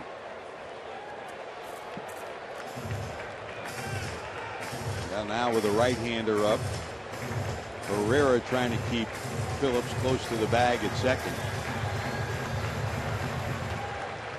Normal thought would be you're ahead of Frazier 0-2. Go ahead and make him chase something outside. But if you throw it out there, you better make sure it's way outside and way in the dirt. Setting up away. Just missing. Harvey's slumps his shoulders, takes a long look at the home plate umpire, Tom Woodring.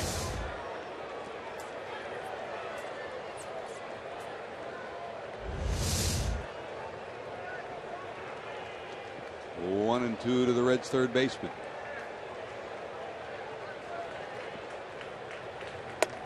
Got him. 2 strikeouts when he needed it the most come from Harvey, but the Reds do some business. Brandon Phillips' double ties it at 1.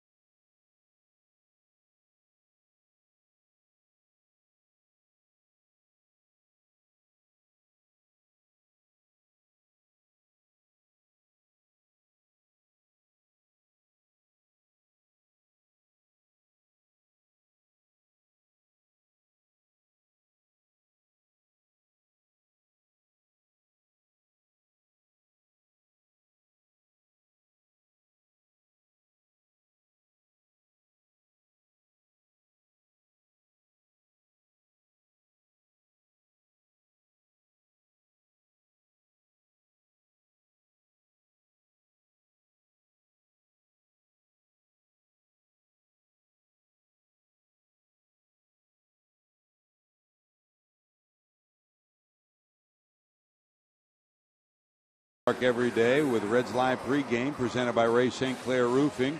You want the lineup? We've got it for you. You got Brian Price and Jay Bell's machinations over who to start every day.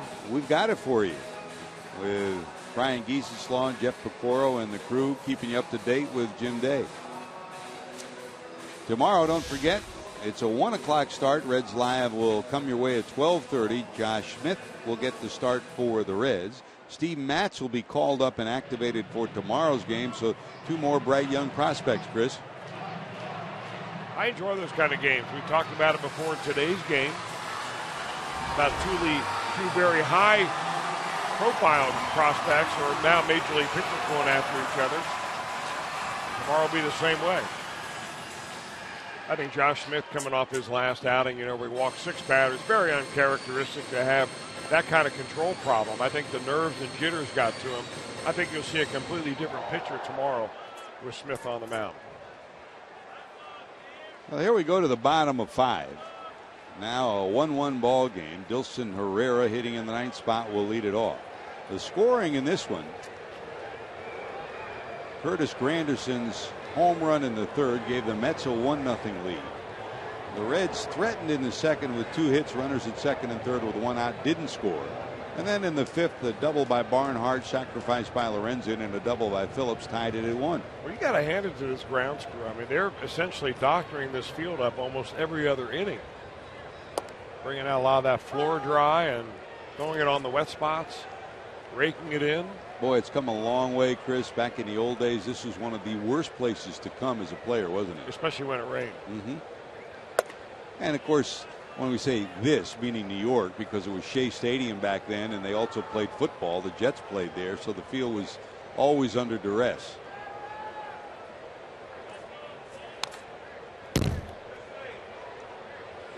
Talk about the 67 All-Star game. How about the 83 playoffs and Pete Rose and Buddy Harrelson tangling out at second base and the wind whipping and the dirt flying all over the place? The field looked like a cow pasture at that point of the year. Punches flying. Yeah. Pete and Bud Harrelson actually do autograph sessions together where they sign that famous picture of Pete coming up after Harrelson. There's Bud Harrelson. What a great shortstop.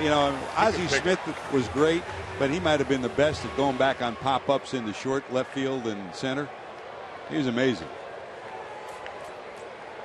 Here's Granderson. Big damage in this series. Homer yesterday, homer today. 13 homers on the year now.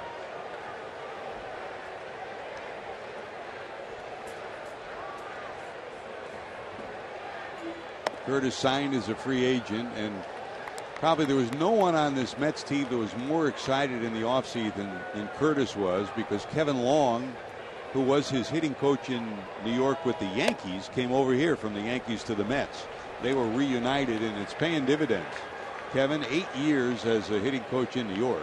He was replaced at the end of last year, signed on here. He's a darn good hitting coach. And that's a walk to the right fielder for the Mets, and the go-ahead run's on. That'll bring up Tejada. Been on 3 times now for Granderson. A double, a home run, and out base on balls. Stolen base potential if you don't check him back. Lorenzen pretty good at holding runners. Tejada bounced to third and doubled in the 3rd. He hit one over the head of the center fielder Bird, but was left stranded after Duda flied to center to end the inning.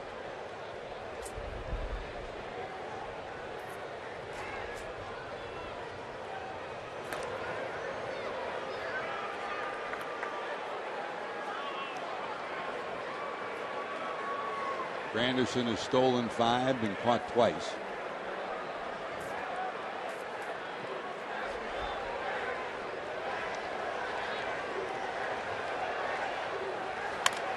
Line caught by Frazier, but back is Granderson.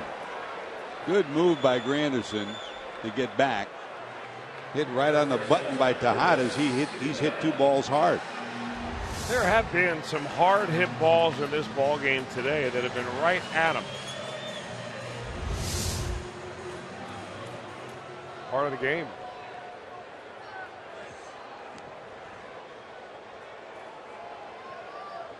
Here's Duda. Struck out first time up, fly to center second time up.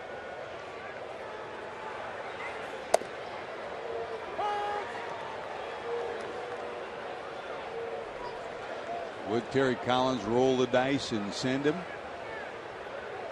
A little bigger lead this time for Granderson.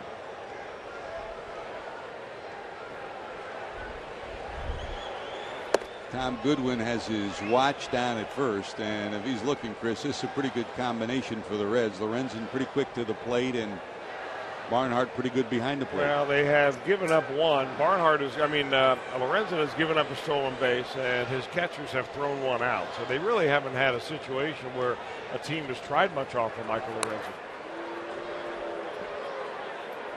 I can't imagine with the wet track the way it is. I mean, it was hard enough to get your footing last night before all the rain came. And either manager is going to rely much on the running game here today. Remember, the Reds, if we do get in that situation, have Billy Hamilton on the bench in a possible pinch running situation as the game progresses. Well, Lorenzen has Duda exactly where he wants him, which is behind on the fastball and out ahead on that changeup.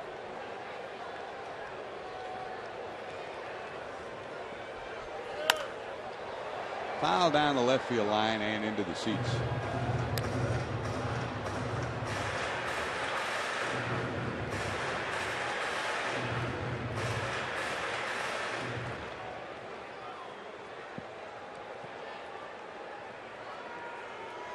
One ball, two strikes.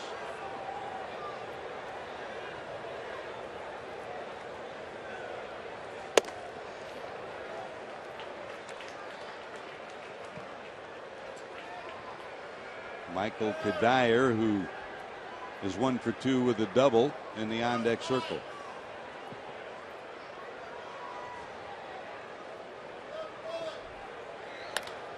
Center field, that's a base hit. Granderson turns second, will hold there. Elevated it a little bit, and Duda took advantage of it. Well, he made the adjustment Duda did. He fouled off a fastball, so Barnhart and Lorenzen thinking together, all right, he's behind it a little bit, let's give him that changeup. And you're right, elevated around the waist, and that's what enabled Duda to make good enough contact to get it to center field. So go ahead runs out at second, and here comes Kadire, who's had 2 good at bats. He lined to right and then doubled down the left field line to lead off the fourth. Hit a couple of balls hard last night as well. Don't be misled by that 250 average that Kadire is bringing in there.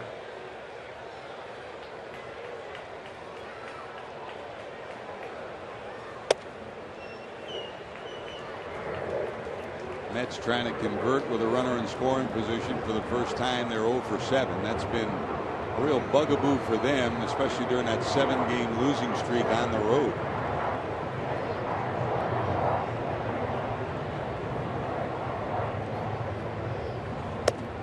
That's a strike.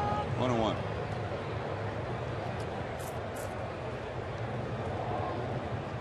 Kadire peers out at Lorenzen and digs in.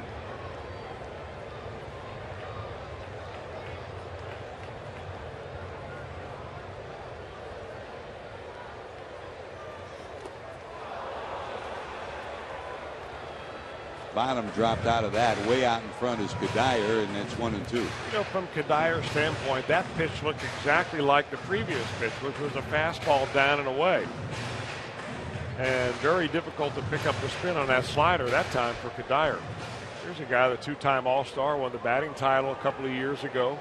Batted .331 in 2013. He tore the Reds up when the Reds went to Denver in 2013. Dribble down to short. They'll flip to second, and that'll do it. So a base hit and a walk. 2 runners stranded. They've stranded 6. Reds go to work. Here comes Jay Bruce.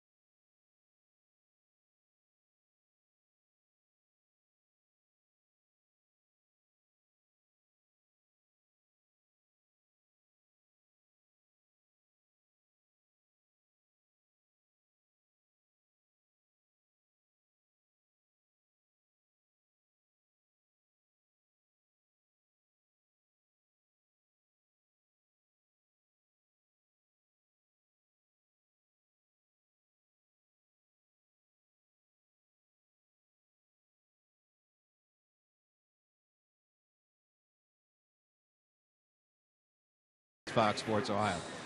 I'm Jim Day. The news continues to be good on the Raisel Iglesias front. He threw another bullpen today, which equals his third and what will be his final bullpen with the big club. He threw 45 pitches today. Talked to him afterwards, and the word he used was bueno, good, all's good, through all of his pitches. He will now go out on a rehab stint later this week, most likely with AAA Louisville. And Brian Price says they'd like to get him 2 rehab stints down there to stretch him back out to be a starting pitcher. And Brian Price also said it's glad to get some good news, a little streak of good news on the health-wise front, including Johnny Cueto, who after the game last night was questioned over and over about that elbow. And Cueto finally said, hey, it was a manager's decision to push me back. I am fine. And he backed that up today. He threw on the side, and all the reports were good. I talked to Johnny as well. He said, I have no problem whatsoever with my elbow right now. You're right, JD. I mean, talking to him, first thing all of us did when we got inside the clubhouse today was check him out. Here's Bruce. Big swing to right. Here comes Granderson, and he can't get there. It drops in front of him. A base hit. That ball, it was like a turbo shot. It dove in front of Granderson. It looked like it would travel further, but it sunk in front of him, and the Reds get a leadoff runner here in the 6th. I got to figure the wind has a lot to do with that because it got up in the air and then just hit a wall of wind and just dropped straight down. And it looked at first like Granderson was going to grab that ball easily, and he ended up surrounding it. But back to Cueto, Chris, no doubt that everybody wanted to see how Johnny felt today, and he had a smile on his face, looked good, and tossed during no batting practice day because of the rain, but went out on the field and tossed. Felt fine, looked good. Ground ball down to short. 6-4-3 double play. First pitch swing, and Bird bounces into a twin killing, and the base runner erased.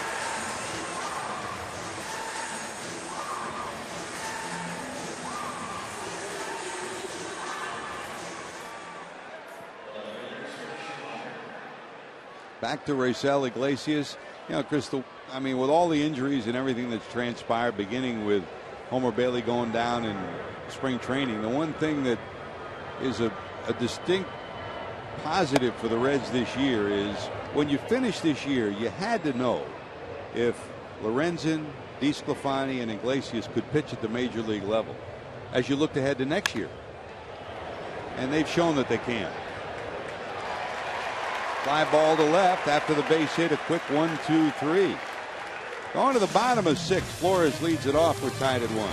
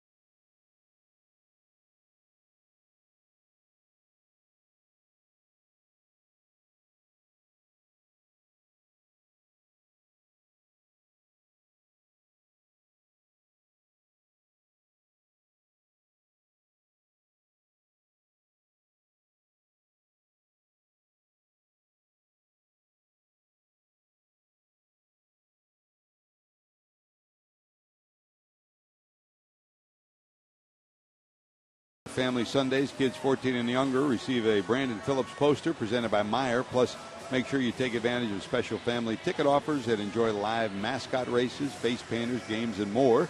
For tickets, call 513-381-REDS. Visit select Kroger locations or red.com/family. Tied at 1, a run 5 hits for the Mets, a run 5 hits for the Reds. If you joined us late, Mets took the lead in the third. A home run by Curtis Granderson, his second of the series, 13th of the season. He's been on base 3 times, a double, a homer, and a walk. That made it 1-0 Mets. The Reds threatened in the second, had runners at second and third with 1 out, could not convert. But in the 5th, a leadoff double by Barnhart, a sacrifice by Lorenzen, and a double by Phillips tied it at 1. Michael's back to the mound, and your report card on Michael so far, Chris. Hey, the scoreboard gives you the report card, and that's a pretty good pitching line. Locked up with another good pitcher and a 1-1 ball game under tough conditions. It's been real fun watching Michael Lorenzen, little by little get better and better as a major league pitcher. Still only his 10th major league start. And he just has the mound presence of a young man that's been around much longer than that. One of 4 rookies to start a game for the Reds this year, and he has had great presence on the mound. Broken bat, bloop down the left field line, curving, it will drop just foul. No more than a foot foul. That would have been trouble, at least a double. Flores popped out, struck out 0 for 2.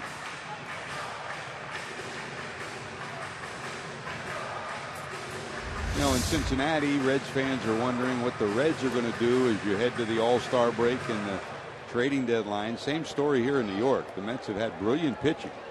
Their offense has been anemic at times, and with the injuries they've had, the questions will be, would they trade one of their young pitchers for a bat to help them in the second half of the season? Sandy Alderson, the general manager, continues to say we're going to stay the course and continue to stay competitive. The good news for the Mets is that no one's run away in the Eastern Division. Like the Mets had the lead up till their 7-game losing streak.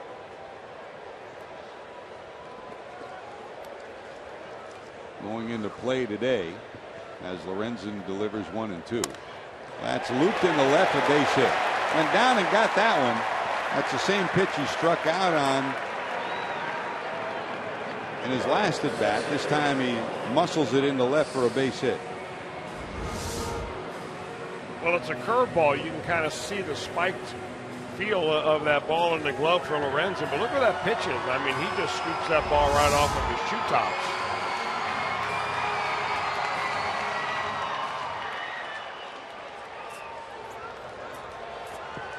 Well, we're down to the 6th spot in the lineup with Lagares at the plate. Plawecki and then Harvey hitting in the 8th spot, and they're getting activity up in the Mets bullpen, and they're starting to stretch in the Reds bullpen as well. Showing bunt.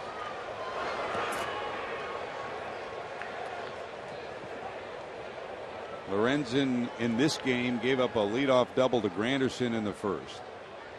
Gave up a leadoff double to Kadire in the 4th. And here in the 6th, another part of the story, Chris. Well, he's been able to bear down, and that's the one thing that has been so impressive. We've seen Michael Lorenzen in tough situations and innings. He seems to bend but not break. I mean, he really is able to factor up or ratchet up the resolve a little bit and make good pitches. He's done so far a couple of times in this game. Lead off 1st inning, Granderson. Did not let the next hitter hit the ball to the right side. Same thing, leadoff hitter in the 4th inning when Kadire led off with a double. 2 balls, no strikes. Missing down and away again. Now, this is where you want to live down in the bottom of the zone. Obviously, you got those some strikes here, but you want to live down low so that you induce a ground ball like Matt Harvey did last inning to help him get out of that inning. Right in there for a strike.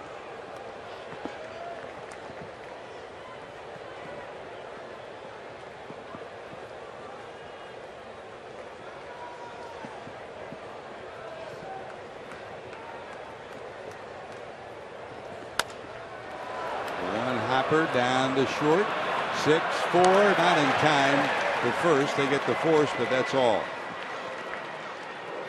The speedy Lagares beats the throw to first. So Lagares is on with 1 out, and that'll bring up Plawecki. Well, Lorenzen kept it down. Actually, Lagares may have chased something just a little bit out of the strike zone right there.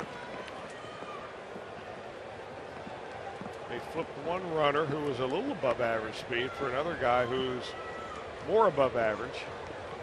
I'm not so sure on this wet track it makes all that much difference.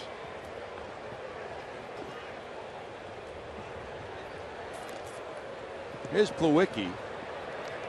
Flied out and was intentionally walked.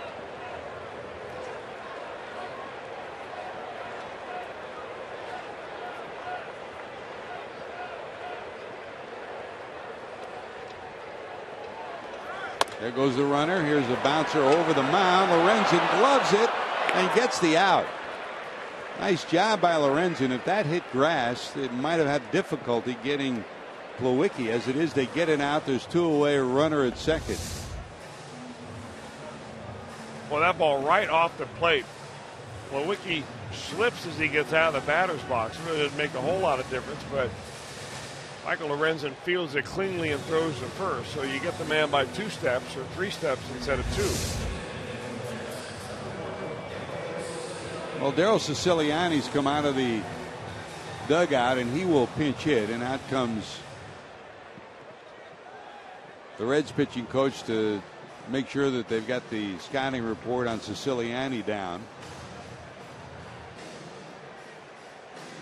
So runner at second, 2 away. Harvey's day is done. 6 innings, 5 hits allowed, and the 1 run.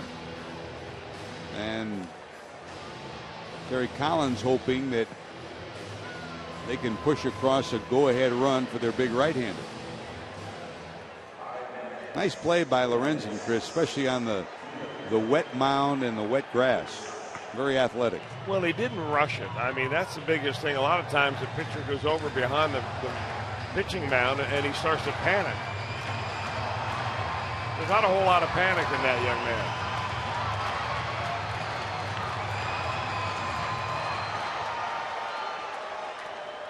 Well, Jeff Pico has given the scouting report to Lorenzen, and here comes Siciliani. In the bullpen for the Reds, Manny Parra starting to loosen. Siciliani takes it down low for a ball.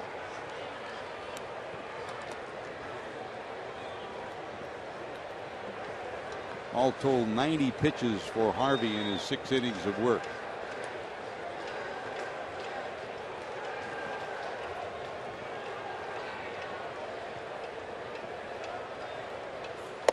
Look out, up and in. 2-0. Siciliani, in fact, made his major league debut pinch hitting back in May against the Cardinals and got a base hit in his first at bat against Michael Wacha.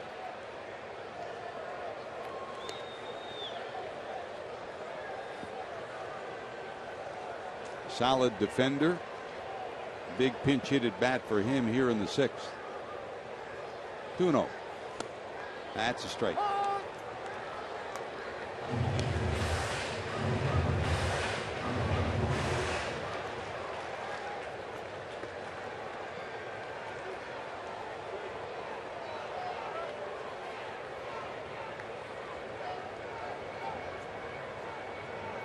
Reds infield straight away against Siciliani. Flores inching off the bag at second. Lagares rather at second.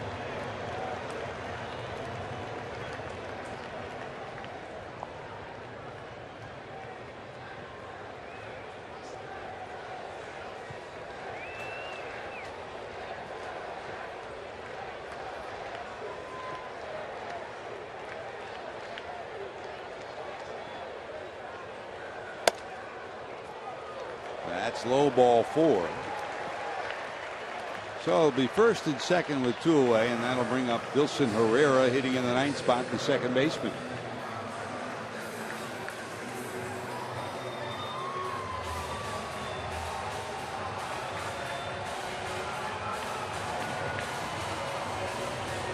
Herrera today flied to center and struck out 0 for 2.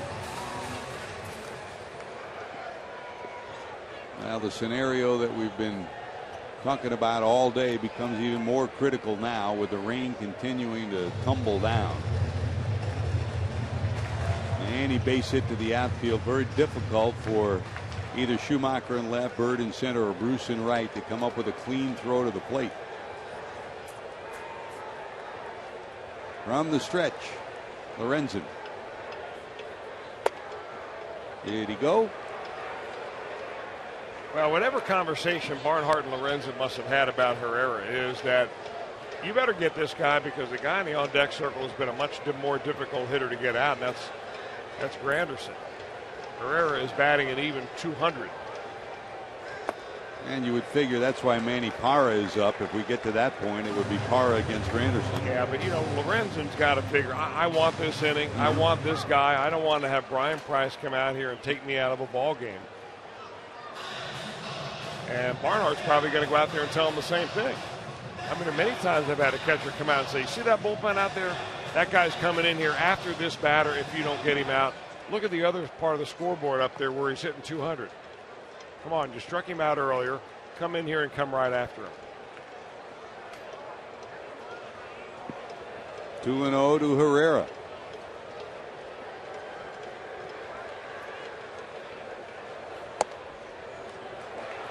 And it's 3-0.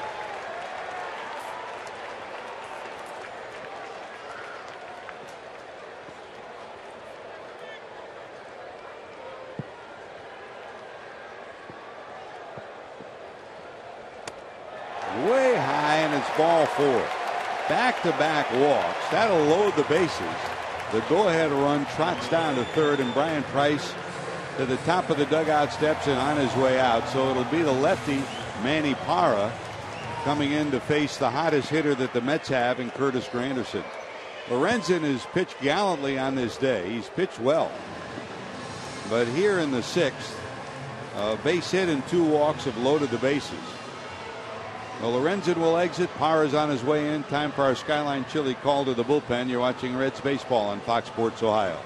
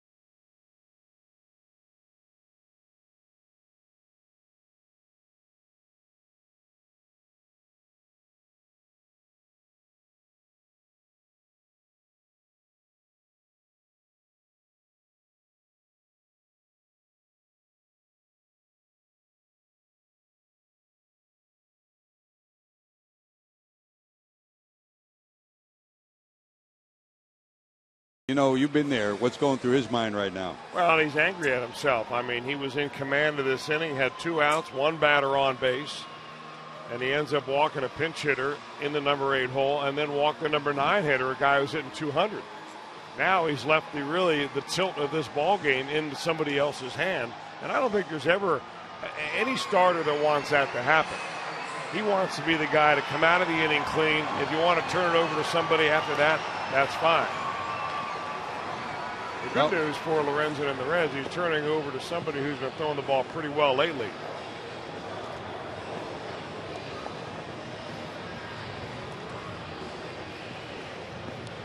Manny Parra, it'll be 19 games for Parra, good earned run average. Had one little blip a couple of games ago where he gave up a home run. Other than that, he's been virtually untouchable since coming back off the disabled list, went on the DL with a neck strain. And this is why you have a situational left-hander in your bullpen for a situation exactly like this.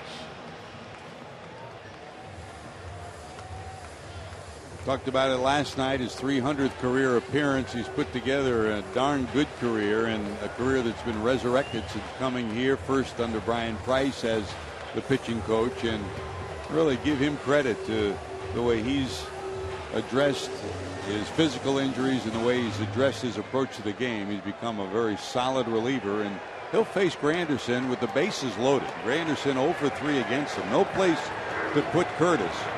Curtis has been a pain in the neck to the Reds in this whole series. His homer gave the Mets their first run in the third. He's 2 for 2 in a walk. Good block by Barnhart. It really doesn't matter how you look at it and slice up the numbers. Curtis Granderson is nowhere near the hitter he is against left-handers that he is against right-handers. I mean, look at this number right here. That'll tell you.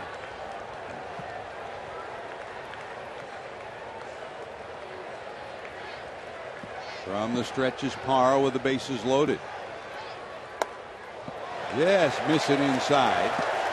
And it's 2-0.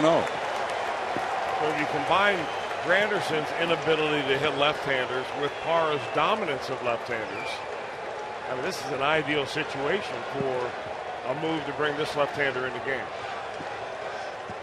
2 balls, no strikes. Parra to the stretch. That's a strike. Oh, my.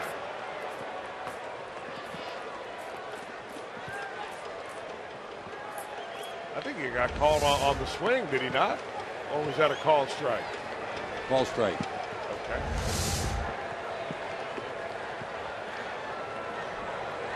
Reds overshift. De Jesus behind the runner at second. Couple of steps to the right side of the infield, straight away in the outfield as the rain now comes down even a little harder. 1-1 ball game here in the bottom of the 6th. And very difficult to keep the ball dry in any way. I mean, just tossing it back to the mound, it's going to get wet. Granderson digs in, 2 for 2 and a walk, been on 3 times.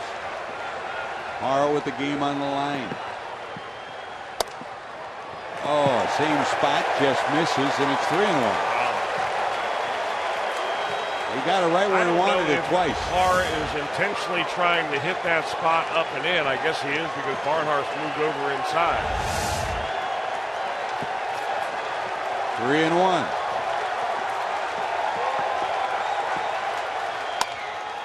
Looped in the air to left. Schumacher has it measured and got it. So the Mets strand 3. They've left 9 on base. Manny Parra slams the door. To the 7th we go. We're still tied at 1.